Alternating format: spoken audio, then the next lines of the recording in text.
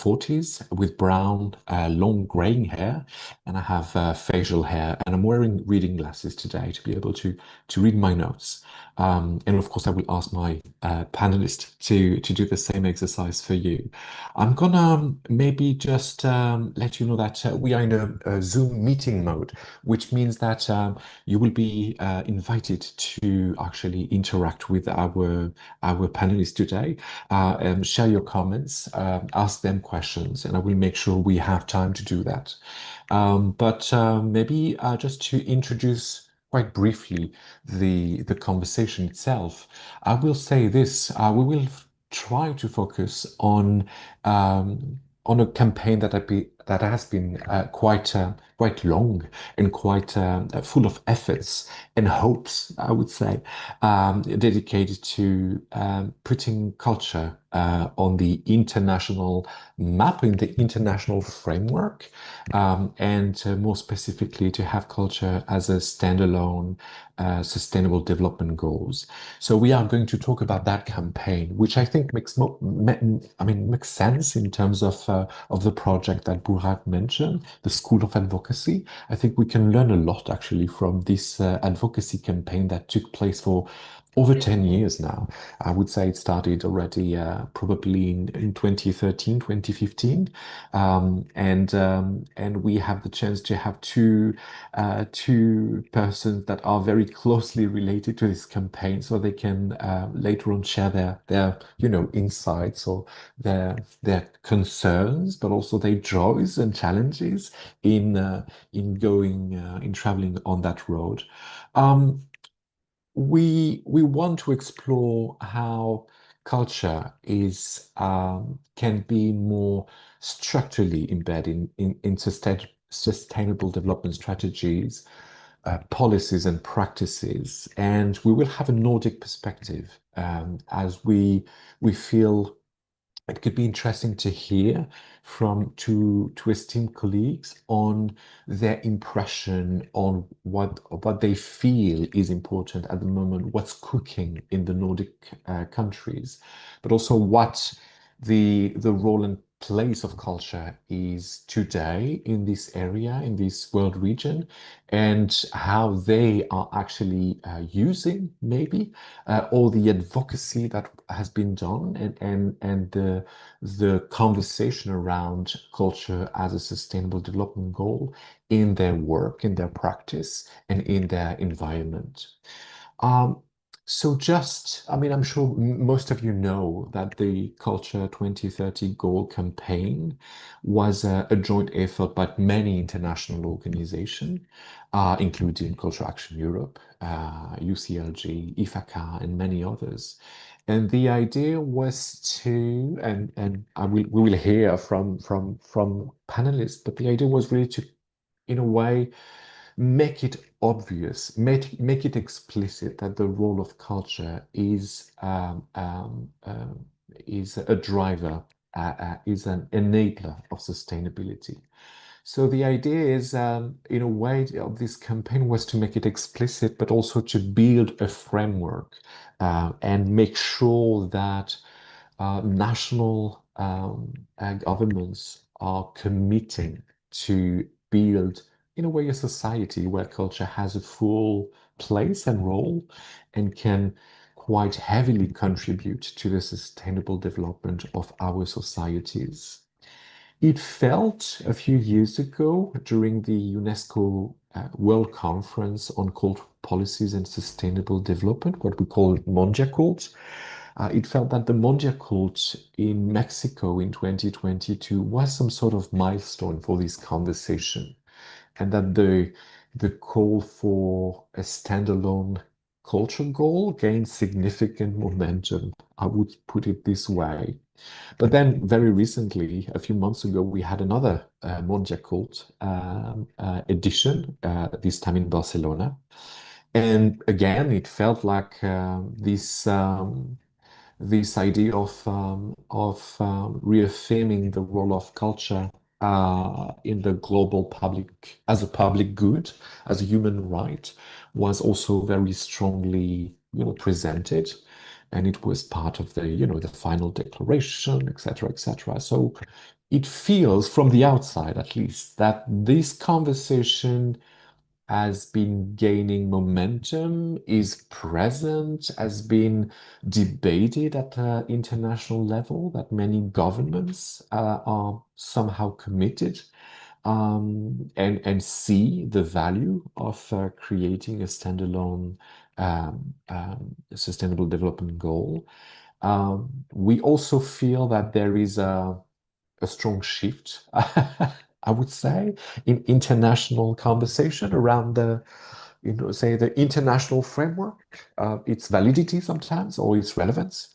So this is also something that we can talk about. Um, so I hope I already planted a couple of ideas that you that you want to, to pick and unpack or unfold and develop.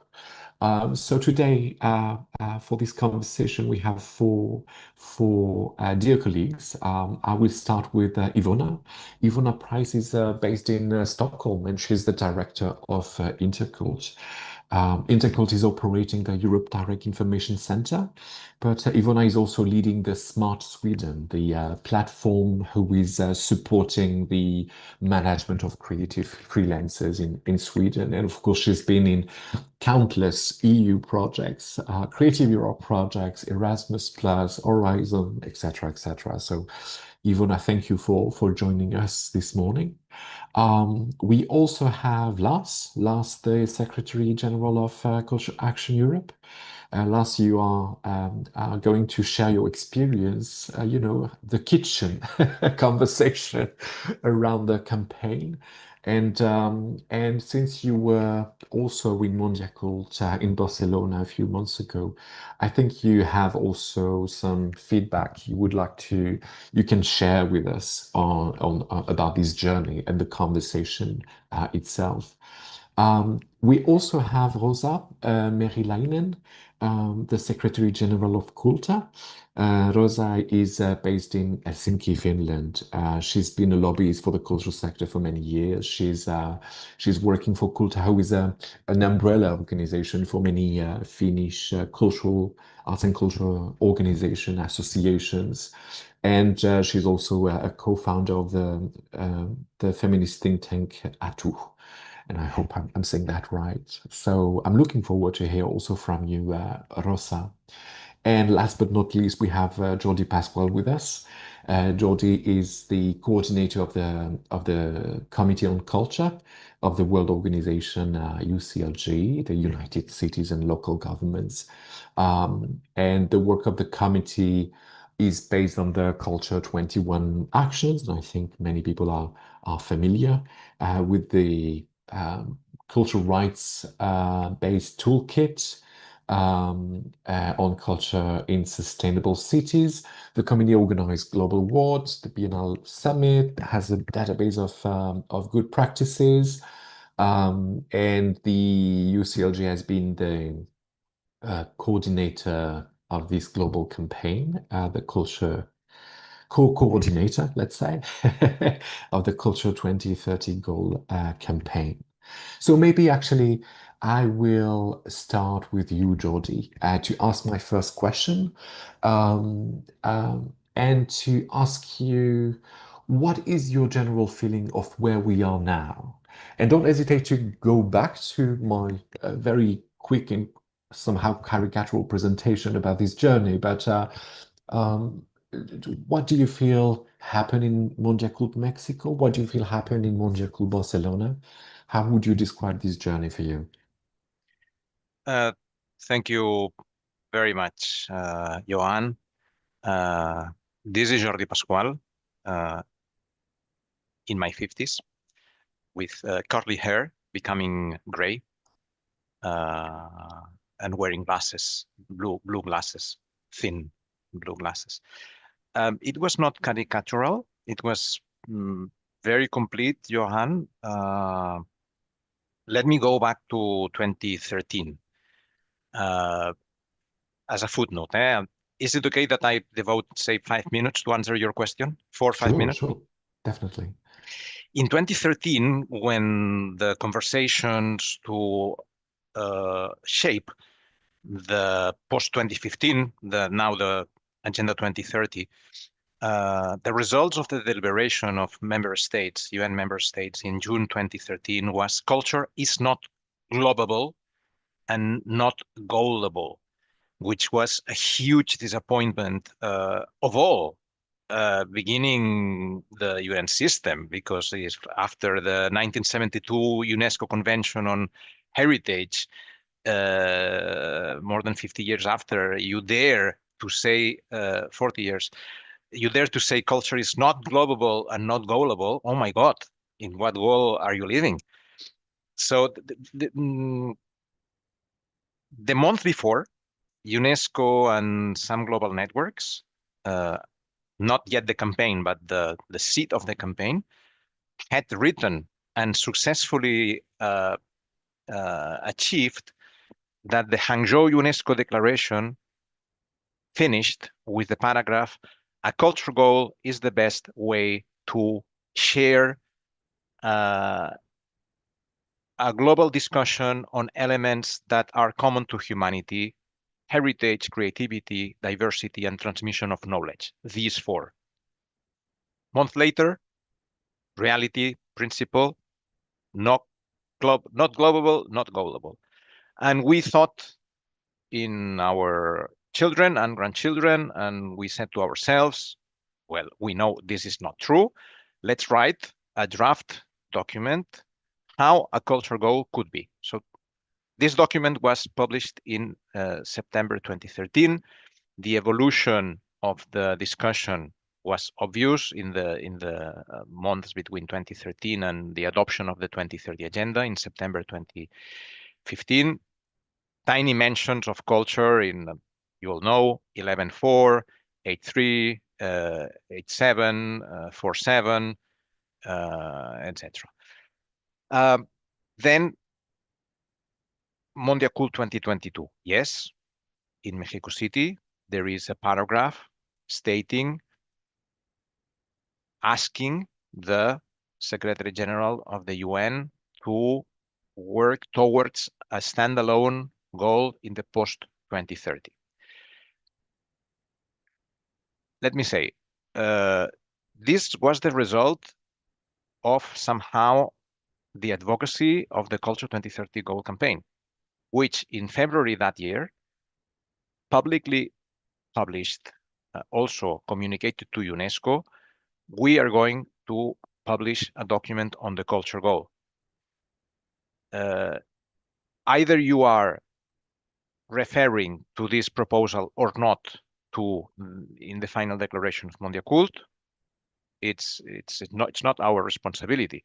But in this moment of history, having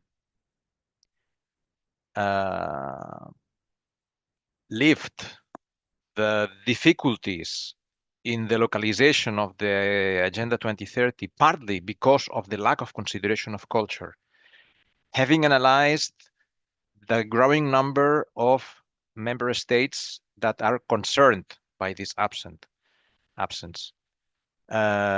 considering the tens and tens of cities and local governments that, under their own initiative, they added a cultural consideration in the local implementation of the Agenda 2030. Listening to the academy, we said to ourselves, yes, it's very early. It is not 2 years before the beginning of the negotiations. It's 2022. Negotiations will begin in 2027. But yes, let's go in that direction. And UNESCO, I would like to think they heard our advocacy, and that paragraph was kept. Similar thing between, say, January 2025 and September 25.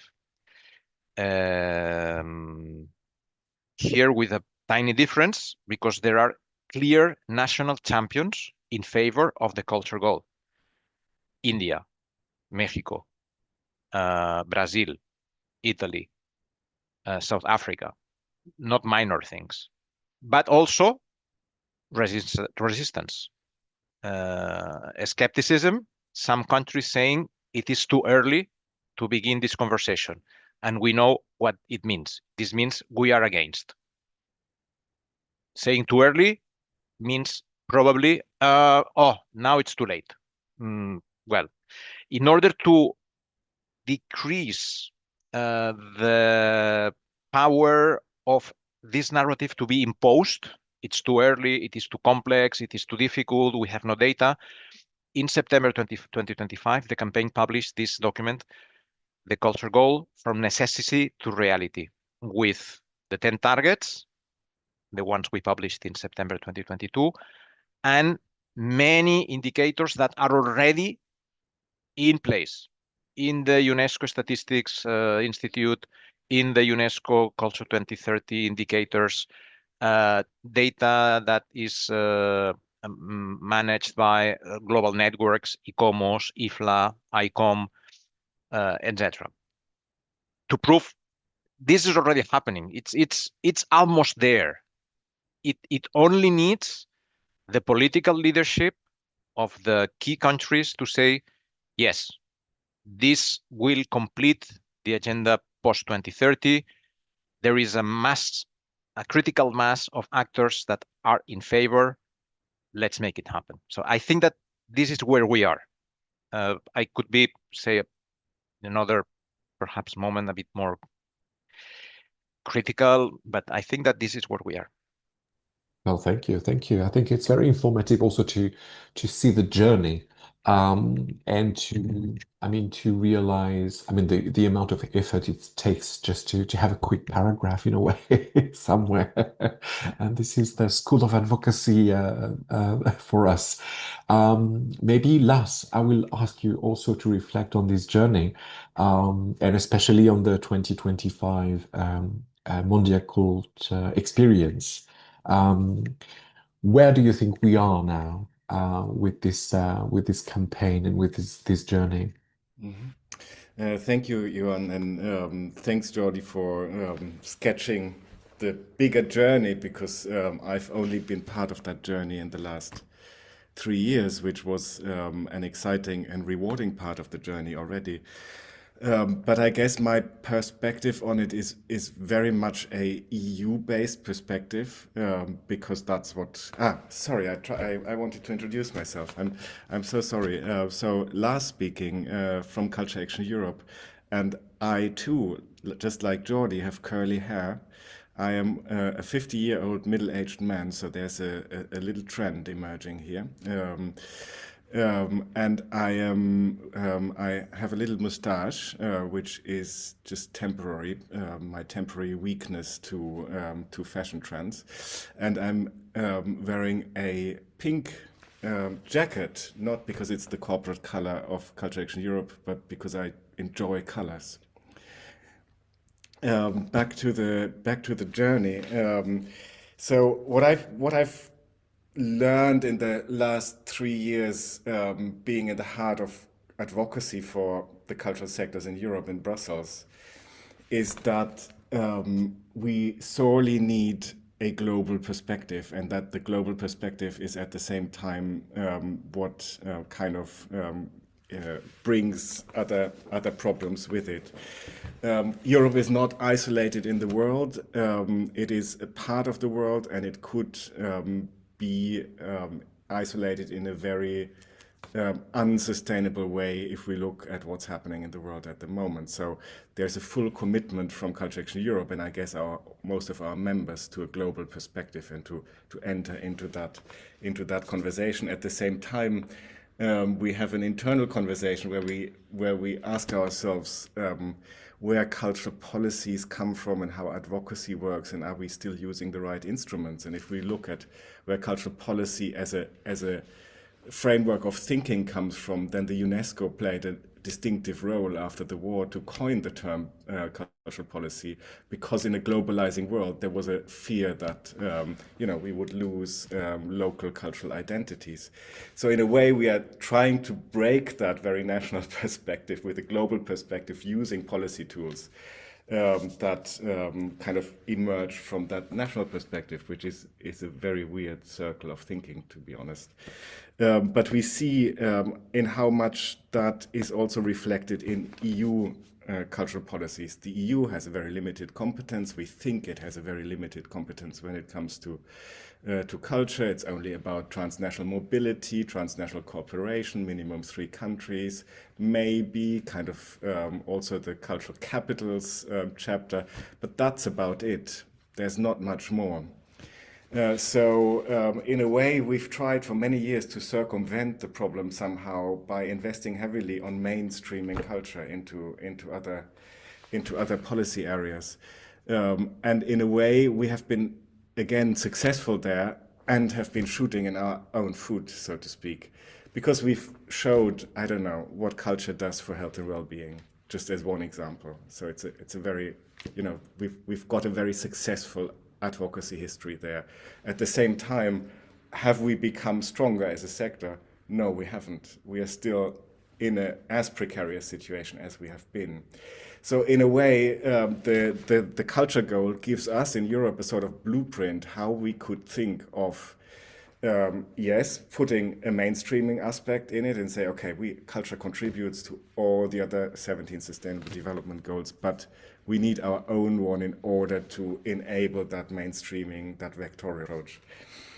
So with that perspective, being at Mondiacult felt also a little bit weird, because I think on the one hand, I liked very much, and I found it a profoundly strong moment when we proposed the culture goal, the 1.0 culture goal document that Jordi referred to, to a full audience with full support, and also again with very positive signs from UNESCO, and with a local host, the Spanish ministry that had just launched a cultural rights plan, which is really the playing field in which we feel we belong. And at the same time, you listen to political conversations with I don't know, Russia involved or absent US, the absent US, that makes you doubt whether the reality of our discussions is still, no, I don't want to be cynical and say relevant to the situation in the world, but you get an uneasy feeling, at least, about our conversations.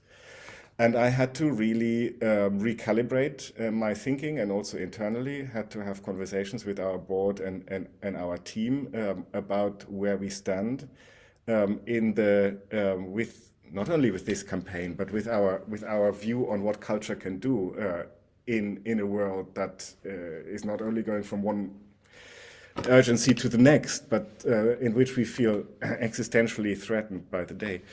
And for us, it is absolutely obvious that somehow we need to embrace this policy pragmatism, as I would call it, because what we have achieved now, what Jordi has described with the 10 targets and really an extensive list of indicators, is something that we might not realize in an SDG-based agenda, because the sustainability of the planet and humanity and our societies may be discussed in other contexts in the geopolitical climate at this moment.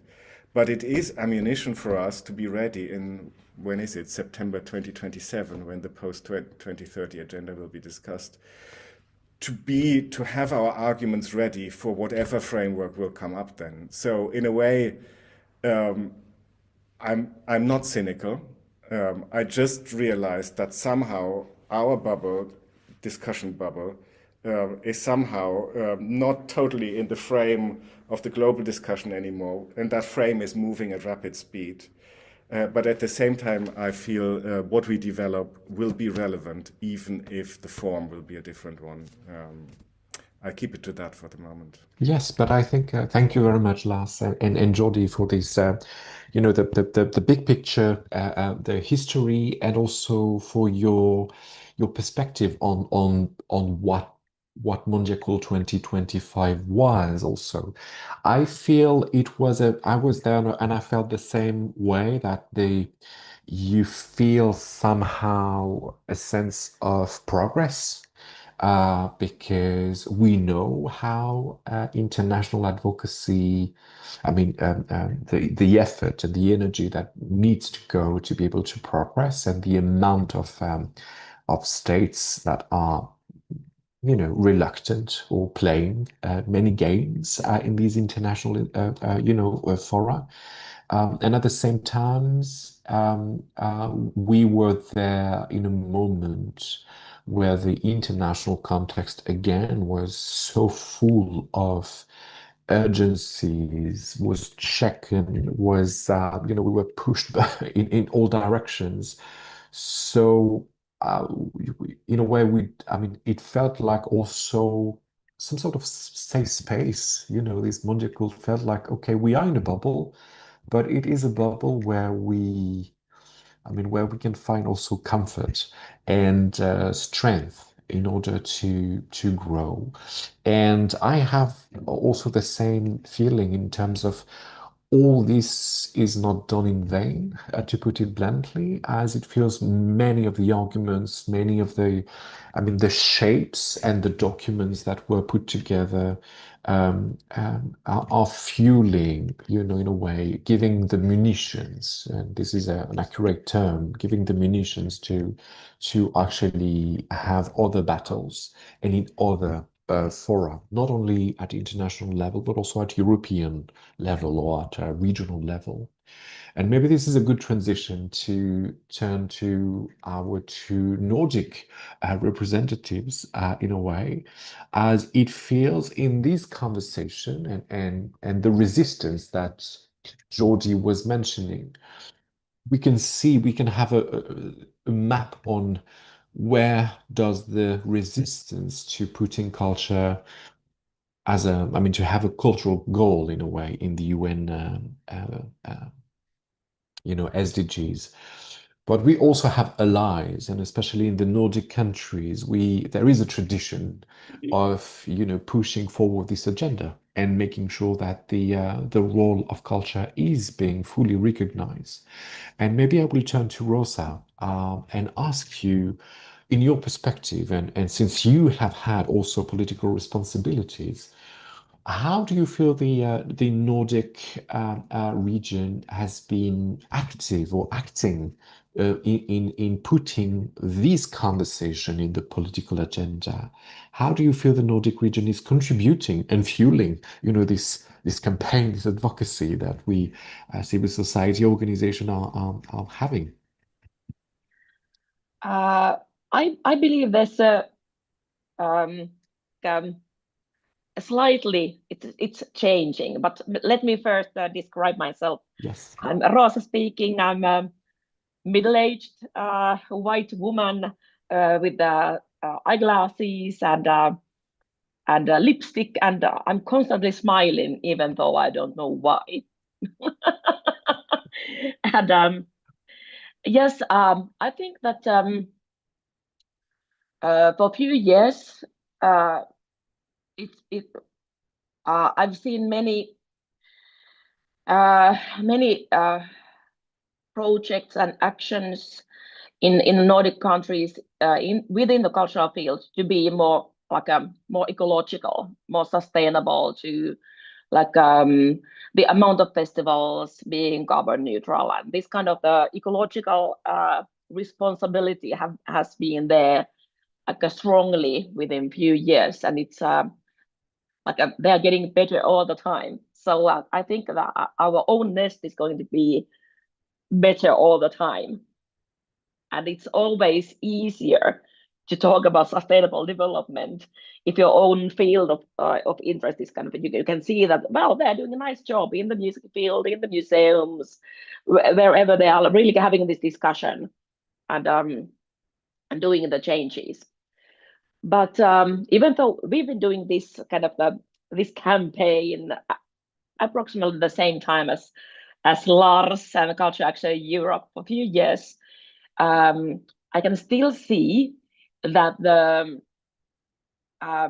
most of the people in are quite kind of they are curious that this kind of that idea of using culture as a driving force for this sustainable change. That sounds good. This is interesting. This sounds important. But I think there are a lot of people don't actually know yet what does it really mean. That like for example, we've been doing for 3 years we have been discussing with the youth sector, the development cooperation sector, and also the environmental administration and NGOs to like have pitches about culture as a driving force, and we can find it from many documents, and we are in many committees and panels right now. So it's it's changing. But I think what we need right now, because I think in Nordic countries we always want to be quite practical to really do it. So so now we've been trying heavily whole last year, and we are still trying to do it, to find those municipalities and cities which would be interested in trying to piloting those indicators Jordi has introduced to us all. So to learn there are actually indicators, and you could actually try it. And but it's a slow change, because in the most in all cities and municipalities where there are some people working for sustainable development, their background is in the ecological field. So they are they are interested in us, but still kind of trying to understand what's happening. And so we at the same time we are we want to do the declarations and commitments and that campaigning work for culture goal. We also try to find those local actors who are really really willing to not only do the ecological part of the sustainable development, but really introduce the culture in and show that it's a driving force. Yeah, thank you, Rosa, for this. I feel it is interesting to see how the civil society and the cultural organization, the grassroots organization are also very active to carry the message everywhere and to try to translate sometimes big concepts around sustainability, working conditions, mainstreaming culture with other, sectors, etc. I mean, how the arts and culture is very, very agile in trying to embody the sustainable development and translate principles into very concrete actions on the ground. And sometimes the resistance comes from a lack of understanding from the political sphere. Sometimes politicians or administration institutions are not always prepared. But sometimes, and it's probably the case in the Nordic countries, some organizational institutions, grant givers, private or public, are also quite forward-looking and try to be at the forefront of the sustainable development conversation. So maybe Ivona, I will ask you this question, since you are also pretty much in touch with many funders in Sweden, and you have conversation with institutions that are not only shaping cultural policies, but also providing funds, trying to support the field. How do you see this the sustainable development conversation has grown or not these past years in Sweden and in the Nordic countries? How do you feel this conversation is taking place in a way? Thank you, Johan. So to introduce myself, my name is Ivona Price. I am a director of Intercult in Sweden, an organization working with international collaborations, mainly in the European Union, but also beyond the borders of the Union. I also manage the organization of SMART in Sweden, which is the European company working towards freelancers in the creative, culture and creative sector. So yes, on everyday basis, we deal with organizations in Sweden, but also beyond, dealing with the everyday life of artists, dealing with the collaborations between artists and culture, smaller culture operators. And what I can say is that Lars mentioned that Europe is not isolated. I would like to say that, of course, the Nordics is not the isolated region, and Sweden is not the isolated country. And the local activities, in the municipalities, in the regions, are not isolated either. We are all part of the global cultural movement or cultural activities. Culture is most active, most alive locally, and of course most impactful in my experience globally. And that's why we are working with the European collaborations. And we find that the conversation about sustainability on the local level is very much alive. It's not as alive on the national level. And the national level is more like a silo, a bottleneck that we have to bypass when collaborating with reclaiming culture, with reclaiming the sustainable goals. Culture, using culture as a field of democratic imagination. So in our work, we see that the local is very much important. That's where the conversation is taking place about the sustainability as a challenge, because the sustainability, as we know, it's a technical. It can be a technical challenge, but it's also a cultural one to stay sustainable. So that's where our organization is working together with others, with passing the knowledge, exchanging the experiences on how to stay sustainable. That's why we are working with artists to showcase with their eyes the current situation, where we are heading, and what can we do about it. Yes, I think, thank you, Ivona. I think you both put in the spotlight the local level and how municipalities, local governments can actually be sometimes way more active and at the forefront of change or maintaining a momentum, a political momentum, when sometimes the national governments are more stuck, less active, more polarizing in their conversation, and sometimes lack the vision or the long-term commitments that sometimes these matters need at international level for sure. Maybe to go back to Jordi on this aspect of involvement of the cities and how the cities can or are at the forefront of this conversation. You were mentioning the very different indicators that some of them are using already.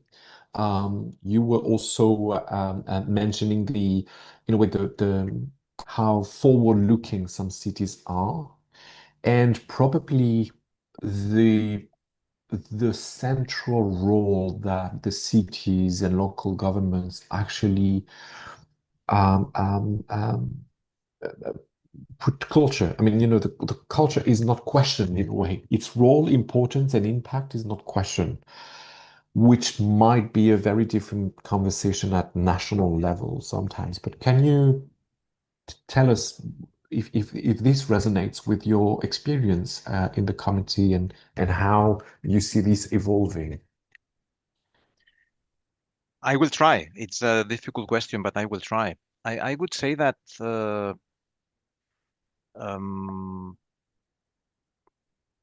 local governments cannot avoid the celebration of life. Let's put it this way.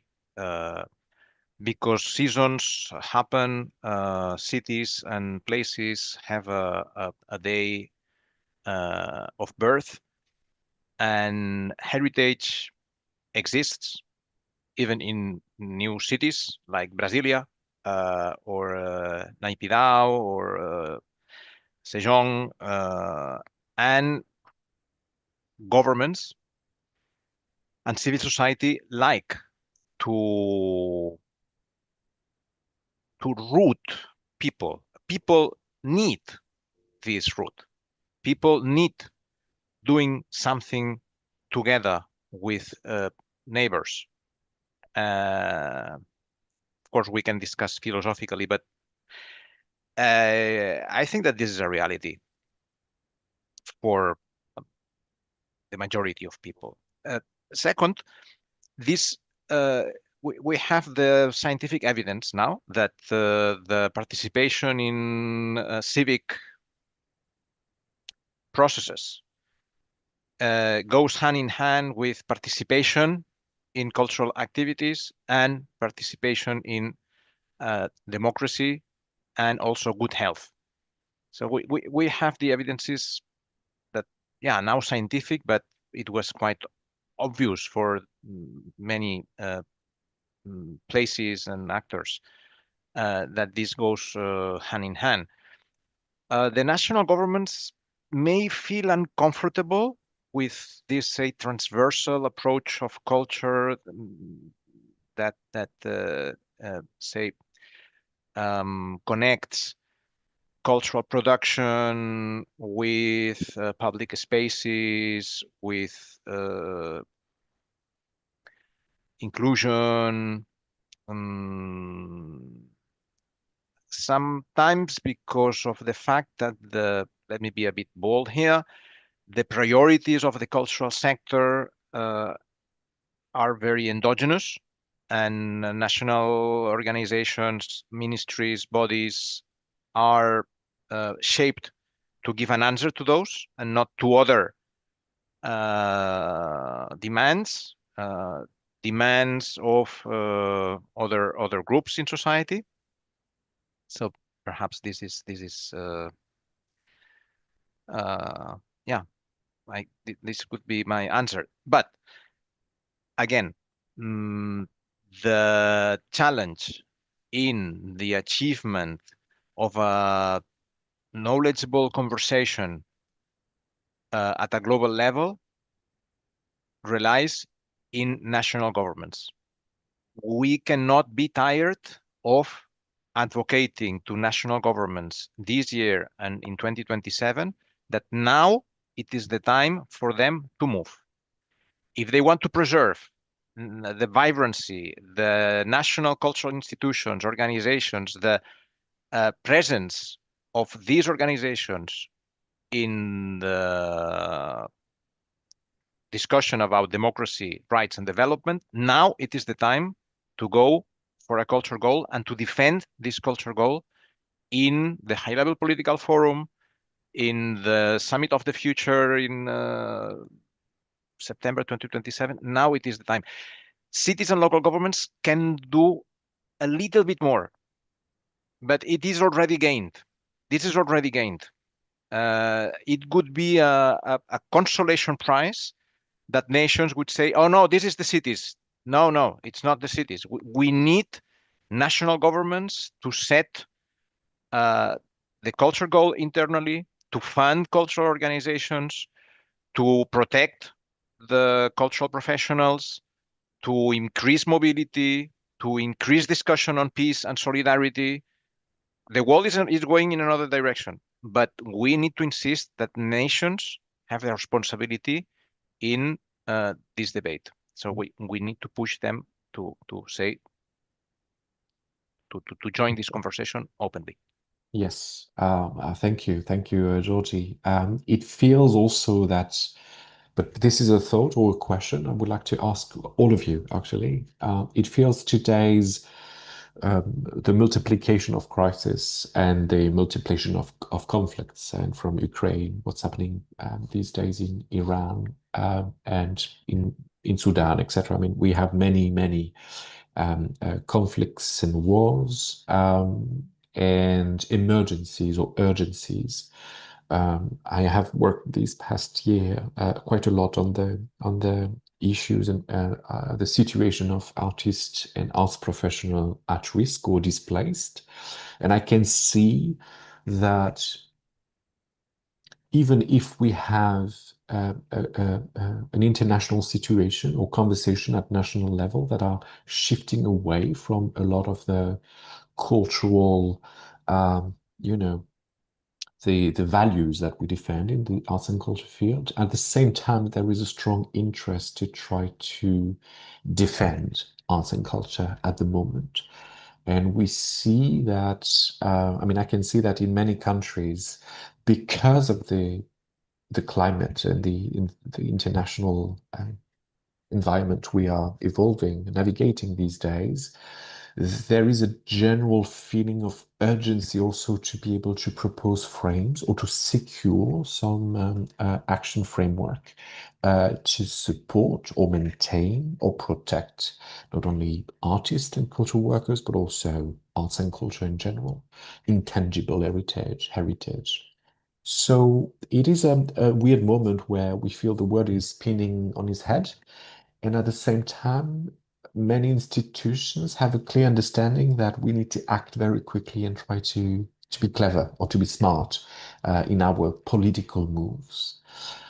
When you were presenting the situation, you were mentioning that this the cultural goal was an idea that was defended by many, let's say, global South countries, to put it, again, caricaturally.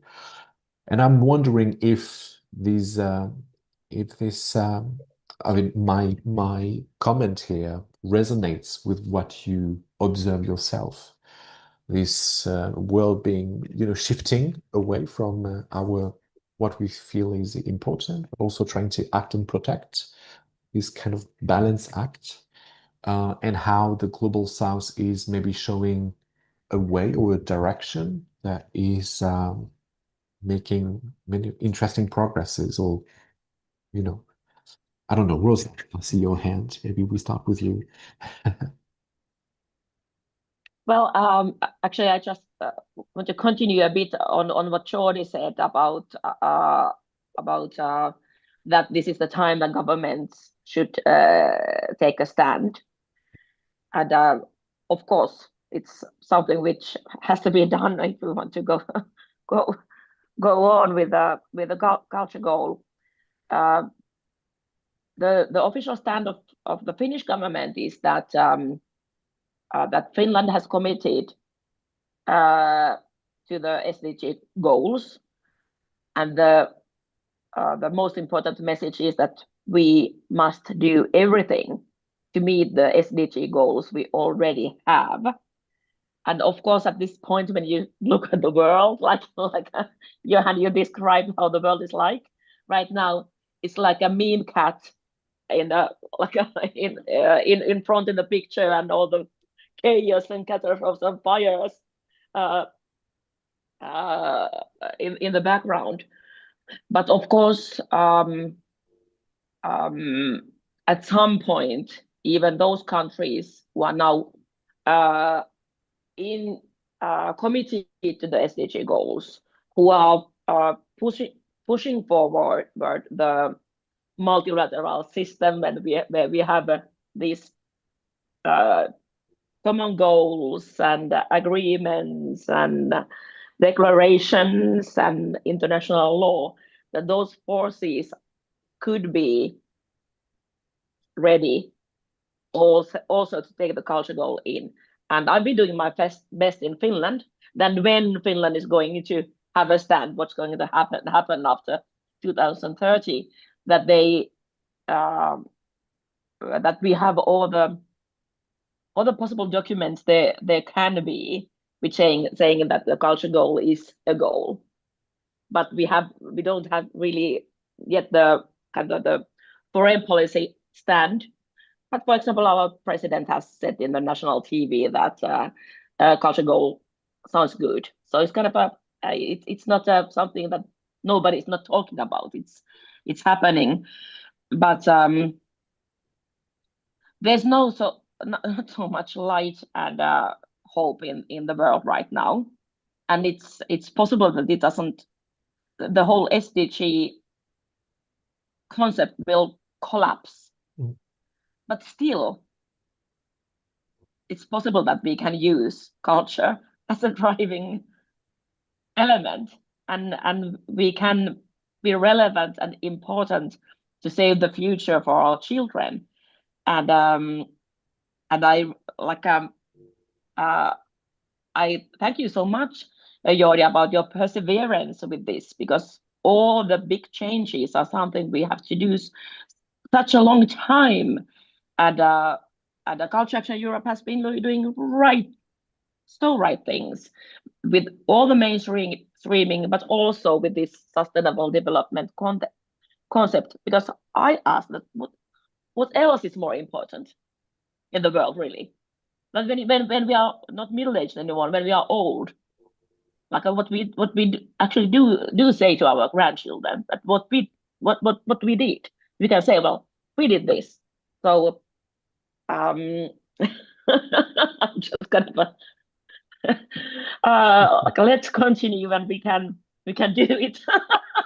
Well, let's continue the fight. Ivona, you wanted Like an to. eternal battle. Yes. Yes, I'm thinking what we need to continue the fight. We just had a so-called Stockholm Lab gathering, well, not politicians, but decision makers and cultural sector around the subject of sustainability, 2030 environmental goals and so on, 2030 agenda. And what we could realize is that the leaders don't understand that we cannot build the future without imagination, the future we cannot imagine. Sweden is a leader of sustainability research, and culture still remains on the margin of development politics. So we need competence. We need competence to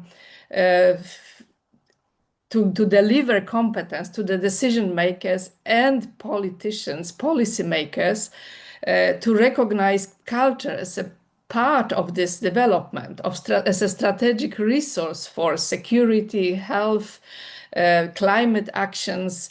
I think that politicians have troubles with implementing the agenda, the goals, like goal 12, goal 13 with climate actions. They are often like a little bit, people are a little bit silent about how to implement those goals, if not on the very local levels, the levels of NGOs. Politics are not on that level. And I think that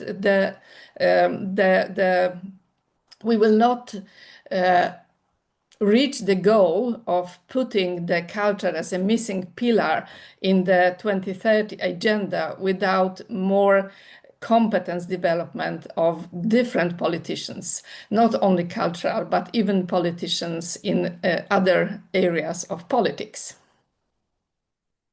Thank you. Yes, capacity building and strengthening our, our environment, because of course the politicians, but I always feel, and this is why School of Advocacy is such a brilliant title for this series of conversation.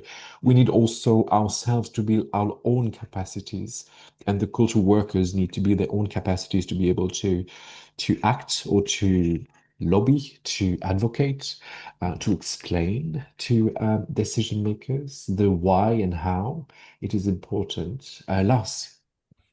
Yeah, thank you.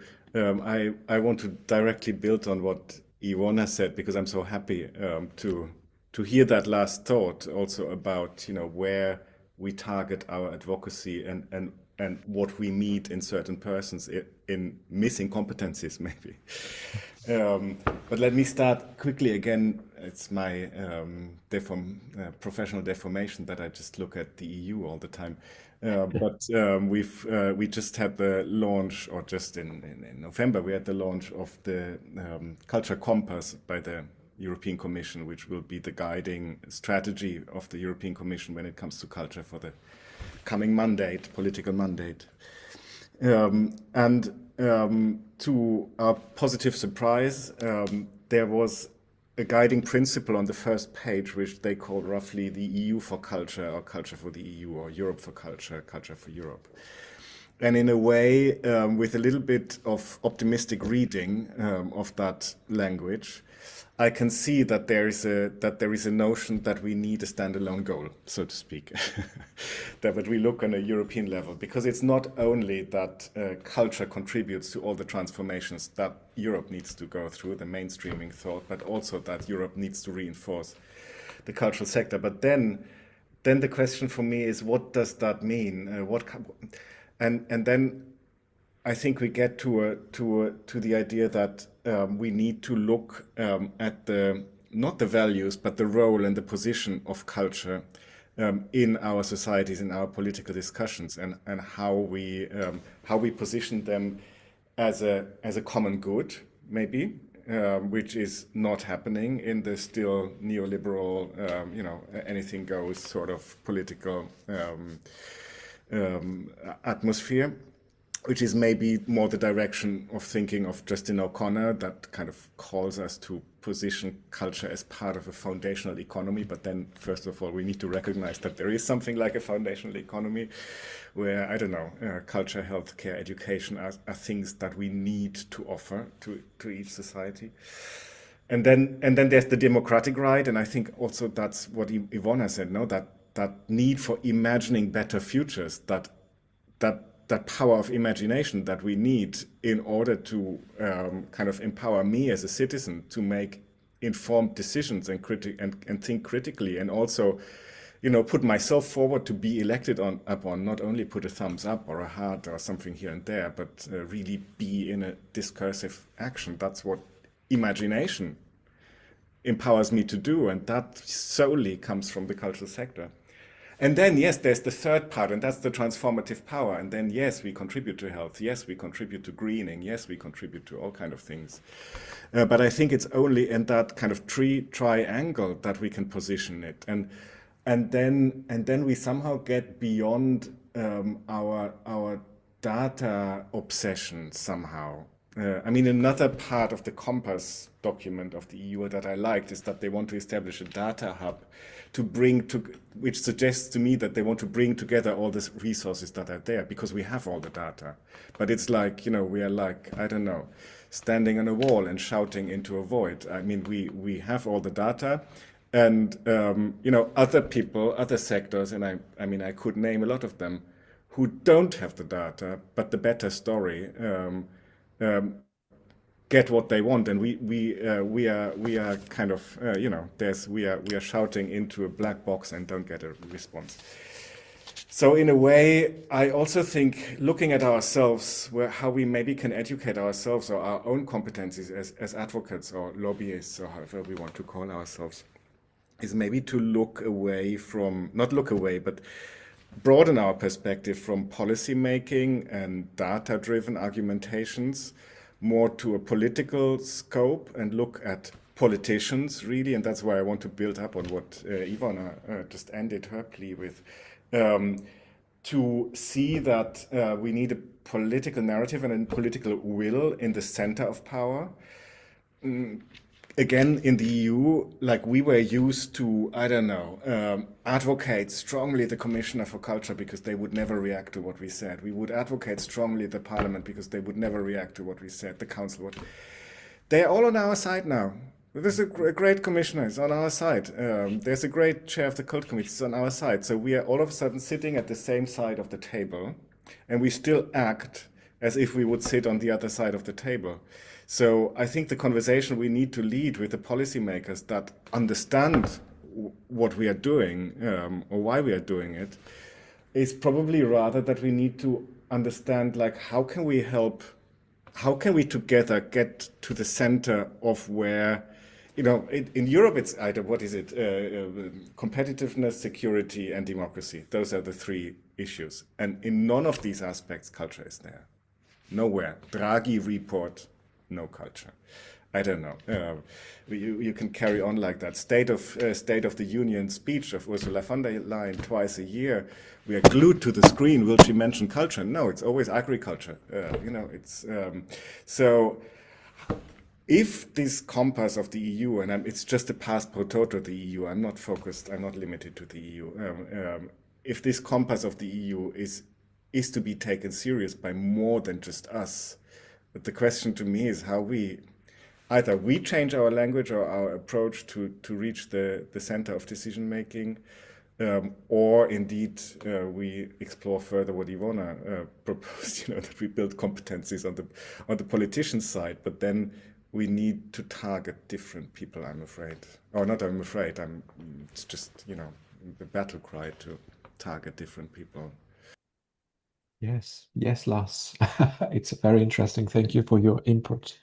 I think, it is an interesting, state of the art or state of culture also that you published, and I think it fueled a lot of our thoughts in the field and what Elena Politseva has put together with you and many others. And several key documents coming from the field, analyzing in a way where we are, where we were, and what needs to be achieved. And this is also, it's in a way going back to the beginning of the conversation with Georgie, when we try to measure what needs to be done, it feels like the journey is immense and the mountain to climb is very high. And at the same time, as you said, we have so many allies now and so many people that are very aware of our battles and in a way are sharing a lot, not only the values, but also the process of or the end goal, where we need to go. And I like the idea of training in a way the public, but the politicians, I'm not sure they are easily trainable. We need to go to their schools, to their business schools and economic schools and etc. We need to go to those places, those fortresses where they kind of fabric and shape the elite of tomorrow, including the politician elite. And sometimes I remember a conversation I had many years ago with American colleagues, where several key foundations in America, very rich ones, came together and supported a research process in 10 different US states to see why arts and culture were not high in everybody's agenda. Citizens, consumers, politicians, etc. And they were trying to see what kind of campaign it would take to actually raise the bar, to actually put a mainstream arts and culture in these different states. And they came with a very, American, no offense, dry conclusion that we needed PR and marketing. So the wording that you were mentioning, work on words, on vocabulary, on image, on everything, like we need PR and marketing. And I think we are all kind of reluctant to go in that direction. I don't know. And we probably don't have the money to do that either. I don't know. Ivona, yes. I don't know if we still have time, but yeah. I am thinking about this, Academy for Politicians is one very tangible suggestion, but I'm thinking about something else, that is that the world sees the European Union and our politicians see a map of borders. And in some way we must give the European body more strength by making culture stronger, not just a national afterthought. I am observing different European countries in our transnational European projects, and culture has a very different value, a very different status, depending on the country we are collaborating with. So in some countries, it's really recognized as a strong power, getting financial funds for continuation, for even stronger activities, actions. In some countries, it's totally different. So, and I don't have any analysis why is that, but I think that it's really interesting to take a closer look on that, not only from the perspective that suddenly, I don't know, UK or Italy is giving more money to culture on Poland and the others are downsizing the budget, but also why? Why are some countries giving more, and do they possibly imagine the power of culture in a different way than the others? Well, and there is also this aspect, I mean, of the war on the other side of the border of the European Union. We are speaking in the Nordics about the preparedness for crisis, the krisberedskap in Swedish. In my view, and many others, of course, collaborating with me, a common European space, a common European cultural space is a soft security asset that makes EU more resilient against disinformation and fragmentation. And these are the arguments which I think bite. That is what we have on the agenda just now. That's what we are talking about. The AI is international. The disinformation is international. So we need a supranational power to fight against a supranational forces which are destroying our society. Thank you, thank you. Before giving you the floor, Rosa, I see a comment posted by Niels. So maybe it's time also to invite our participants and attendees to raise their hand and take the floor in a minute. I will give you the floor right after Rosa. So Rosa, yes. Actually, we have the training courses on culture, cultural arts and heritage, cultural politics for politicians in Finland. We've been have them for years by Finnish Culture Foundation. When I was a young politician, I've been I've been in that course. So it's a long tradition we have. And lately, within a few years, also we've managed to get the culture into the national defense courses, which is kind of a very this Finland is so militarized society because of our long border. So basically, every politician and also the business elite goes to the national defense course, and we have the culture in the course program. So that kind of thing, I think it's going on well. But anyway, we have to do the mainstreaming all the time because there are so I remember when I was a politician that the world is vast and there are many things. So it's just kind of those things you are not reminded every now and then, just kind of a drop off from the to-do list.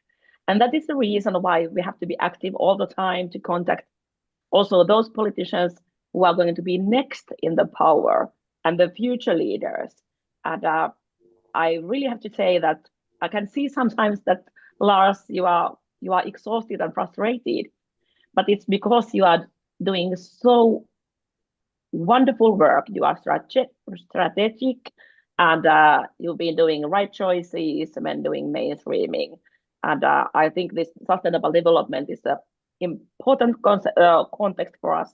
And we just have to do it and do it, do it and do it. It's the same when you are loving something else. I have a background in other fields. Yes, we need to continue. Thank you, Rosa. I see that Niels posted a comment. I don't know, Niels, if you want to quickly take the floor actually and share your thought and elaborate a little bit on your comment. Hello, everyone. I can do that. And thank you for a very thoughtful, open reflection. My comment is very much about, I do believe actually on a local and regional level that we see, at least in the Nordics, a much higher recognition of the role, the value that culture plays, both in the formation of societal design, the transversal effects, different kinds of collaborations. We see it as settlement policy, we see it as development policy, we see it as investment policy. And for a small country like Denmark, the director of Danish Culture, which is an umbrella organization, could go to the Royal New Year banquet with the notion that we had just sold in actual ticket transactions more than 70 million tickets in Denmark 2025, which is underpinning the fact that 8 out of 10 Danes visit culture, uses culture at least once a month. And that has to do about distribution of resources, that has to do about creating an infrastructure where culture is there, has to do about access to culture, that has to do about the implementation of the UNESCO Convention. And when that happens, when that is kind of massaged into the unarticulated infrastructure of development, it suddenly becomes articulated. Suddenly there is an attention. If so many of a constituency of their elector base has an interest in culture, has an interest in dialogue, invest time in different communities, position themselves, then suddenly culture becomes enormously important. So what we are seeing now is a completely different cultural discourse on a local and a regional level. And it's slowly kind of sipping into the national level that municipalities and regions and local actors play a significantly higher role in the formation of the citizens' everyday life, where culture has a very, very central place. And of course, we can have all kinds of thoughts about this. Is this because of the crisis? Is this because whenever there's a crisis, people tend to creep more together? But when I visit, we are working in Ireland at the moment. We have been doing things with Malta. It's the same kind of narratives. The infrastructure might look different, the political priorities might look different, but the need and the intention and the movement seems to be something that we actually share across Europe. And I think that's interesting, because then that's about the political, how we frame the political design and how we make sure that culture can anchor inside the political framework. And on a European level, as Lars brilliantly put it, it's absent. It's simply not there. All other kinds of political attention areas are there, but culture seems to be, even though they are on the same side of the table, it's still, in terms of how it's actually being concretely framed, it's not really there. And I think that's the trick. And I'm sure we have to get together as a sector, but we might also have to align with other societal and social sectors, I think, in the formation of democracy. I think democracy is actually the combining word here, that culture plays an enormous role in the open, transparent, liberal democracies that we celebrate in Europe. Thank you, Niels, for your contribution. And I see Ivana's comment on the Nordic Action Plan. Maybe you want to share a little bit more, Ivana.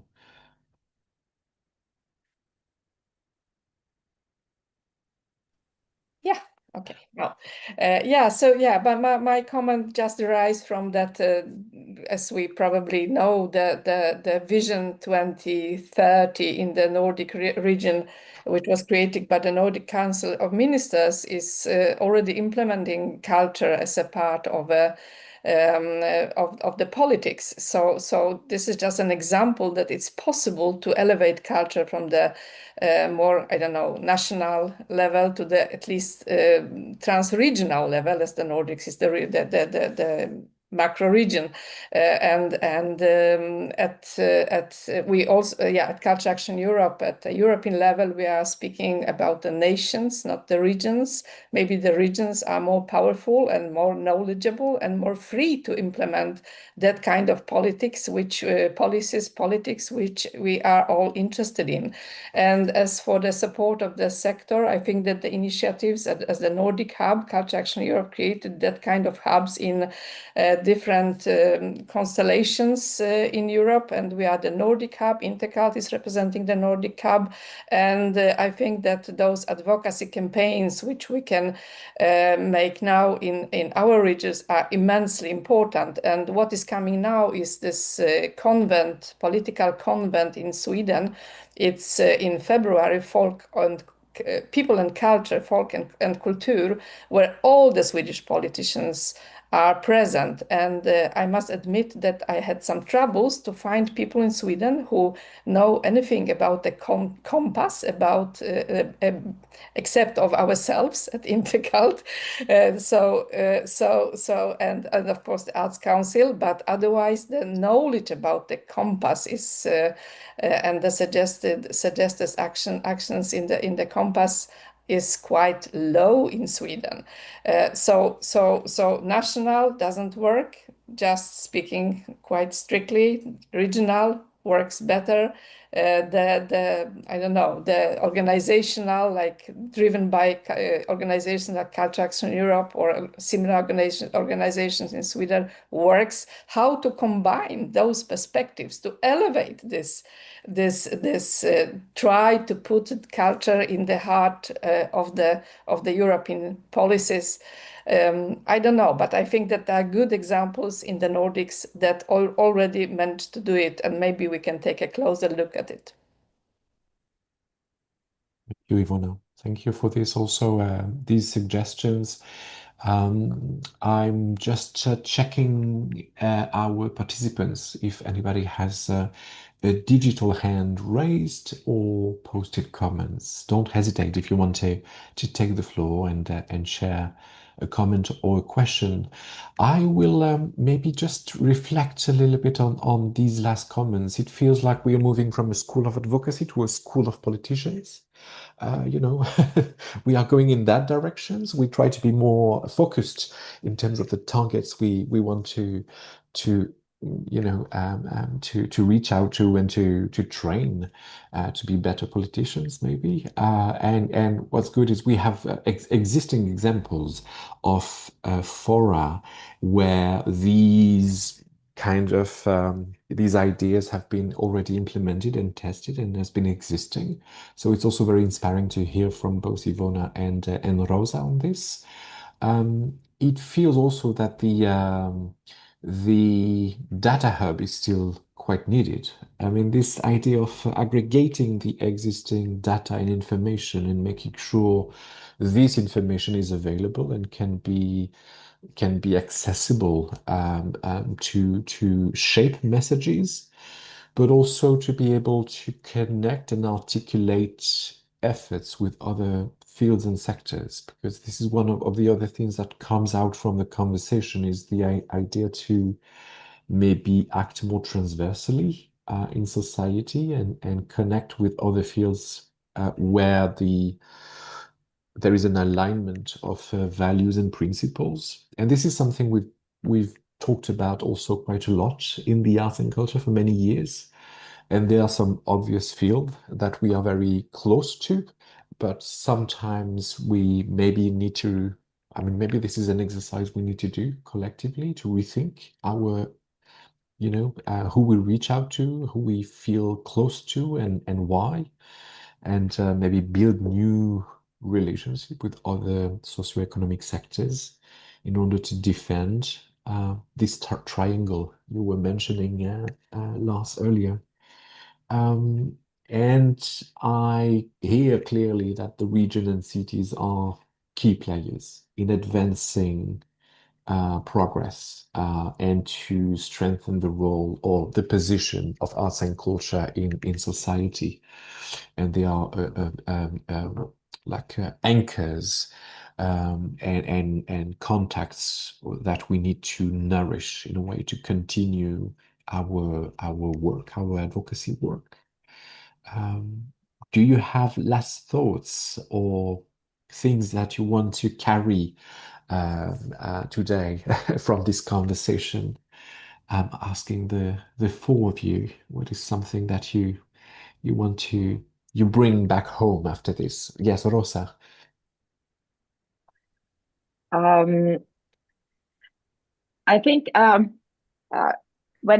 whenever we try to become a professional lobbyist, to do advocacy as a professional, we have to learn the political processes, and we have to know the politicians. And so it's kind of it's not about only like a teaching to politicians what's in the fields of culture, but we have to learn the debate, what's going on there, what's on the agenda, what kind of concepts they use, what kind of debates they have, what are the processes, and that's what I think the Cultural Action Europe is doing the right thing in the processes, in the framework of where politics is happening. And also the same is when we are talking about sustainable development. It's also the creative shifts document I put to the chat, that one conclusion there is that we in the cultural field, if we want to be relevant in the field of sustainable development, we have to learn to use their concepts. So if we want to promote the culture goal, we have to understand the whole framework, the other SDG goals, and the debate what's going on there. So we can't have our own debate if we want to be relevant. We have to be in the debate and listen and understand the others and learn to speak the language. So I think I still have a lot of things to do, even though I've been also an environmental activist from my very early years. So, and still I think I have to learn all the time the whole sustainable development, new wins. Thank you, Rosa. Yes, Lars, do you want to share some takeaways? Yes, thank you. No, I first of all want to also thank you to the Nordic Hub for organizing this event, and Johan, really the way you frame and bring back the discussions is really, really pleasant. I really enjoy this, and I've learned a lot, and I think what Rosa also said, we have to learn, is something that resonates with me and that I will take with me. I think looking at the models that you've shared, also what Niels has brought in, and what Ivona has brought in about how on a very regional and local level the global challenges are addressed, are really inspiring and kind of get me out of my limited view of this EU struggle. So thank you for that.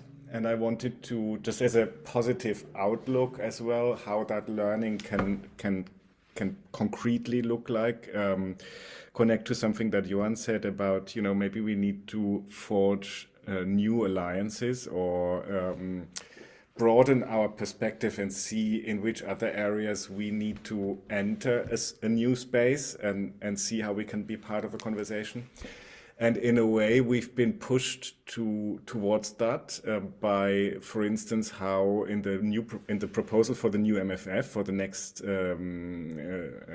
budget period of the EU, the Creative Europe program has been put into the Agora EU framework, where we, between inverted commas, are all of a sudden together in the game with journalists and media. Okay, we've already been with media in the old program, which is a weird thing anyway, that we have let ourselves be divided in the past already.